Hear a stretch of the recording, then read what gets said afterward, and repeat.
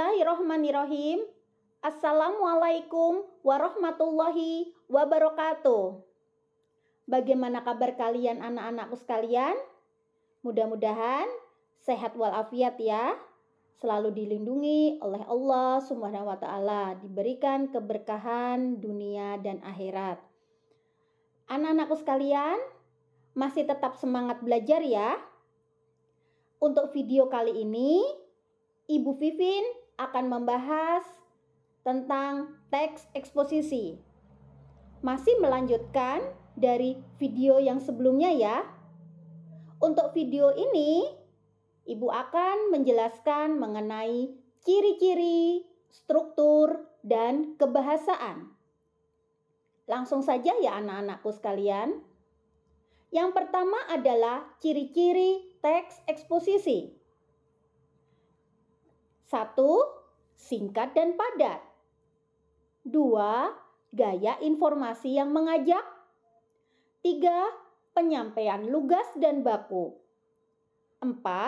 Menjelaskan informasi-informasi pengetahuan. 5. Tidak memihak. 6. Bersifat objektif dan netral. 7. Data yang akurat. 8. Dibuktikan fakta. Dan yang ke-9, menjawab pertanyaan dengan cara 5W plus 1H. Yang terdiri dari what, apa, who, siapa, when, kapan, where, di mana, why, mengapa, dan how, bagaimana. Penjelasan materi berikutnya, yang kedua, yaitu struktur teks eksposisi. Sama dengan teks-teks sebelumnya, kalau teks eksposisi memiliki 3 struktur. Yang pertama, tesis atau pernyataan pendapat, yaitu pernyataan pendapat penulis bagian pembuka dalam teks eksposisi. Bagian tersebut berisi pendapat umum yang disampaikan penulis terhadap permasalahan yang diangkat dalam teks eksposisi. Struktur yang kedua, anak-anakku sekalian, tolong diperhatikan ya. Argumentasi, yaitu alasan yang dapat memperkuat argumen penulis dalam memperkuat atau menolak suatu gagasan. Unsur penjelas untuk mendukung tesis yang disampaikan. Argumentasi dapat berupa alasan logis, data hasil temuan fakta-fakta, bahkan pernyataan para ahli. Argumen yang baik harus mampu mendukung pendapat yang disampaikan penulis. Struktur yang terakhir, yaitu struktur ketiga anak-anakku sekalian, rekomendasi atau penegasan ulang, yaitu penegasan ulang pendapat penulis. Bagian yang bertujuan menegaskan pendapat awal serta menambah rekomendasi atau saran terhadap permasalahan yang diangkat. Nah, sekarang anak-anakku sekalian, ada pertanyaan untuk kalian. Jadi, dari 3 hal yang Ibu punya ini, manakah yang bukan struktur teks eksposisi? apakah? A. Tesis. B. Klasifikasi. C. Rekomendasi. Apa jawabannya anak-anak? Dan jawaban yang tepat adalah B. Klasifikasi.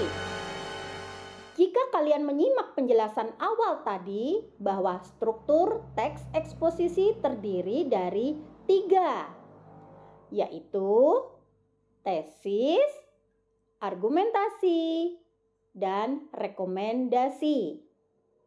Ya anak-anakku sekalian, penjelasan yang ketiga mengenai kebahasaan di dalam teks eksposisi.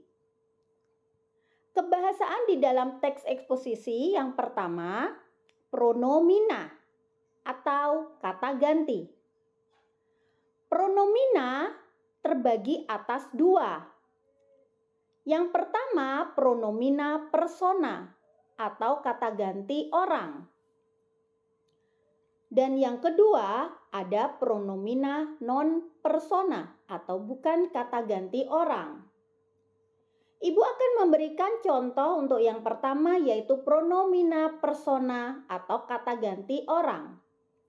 Contoh, ia, dia, Anda, kamu, aku, saudara, nya, mu, ku, si, kita, kami, kalian, mereka, dan hadirin.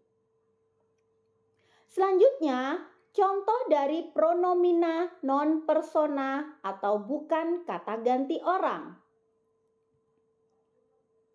Itu ada dua lagi ya, Nak, yaitu pronomina penunjuk dan pronomina penanya.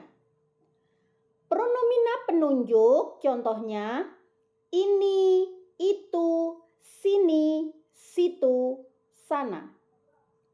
Pronomina penanya apa, mana, siapa.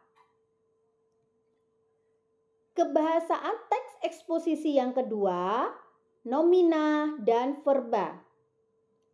Saya rasa mengenai nomina dan verba ini kalian paham. Karena pada bab sebelumnya, yaitu pada teks laporan hasil observasi, kita sudah pernah membahas ya. Ibu hanya mengulang dan menegaskan saja. Nomina, kata benda. Contoh, meja, rumah, gambar, dan lain-lain.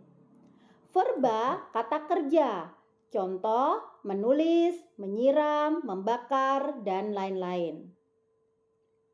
Kebahasaan di dalam teks eksposisi yang ketiga yaitu konjungsi atau kata penghubung.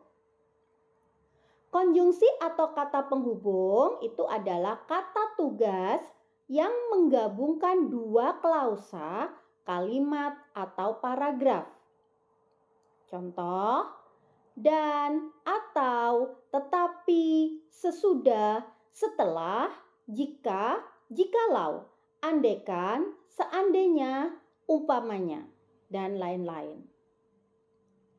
Baiklah anak-anakku sekalian, itulah tadi pembahasan yang telah Ibu jelaskan dari awal mengenai ciri-ciri, struktur, dan kebahasaan di dalam teks eksposisi. Jangan lupa dicatat ya dan dipahami. Nah, selanjutnya Ibu akhiri video pembelajaran ini.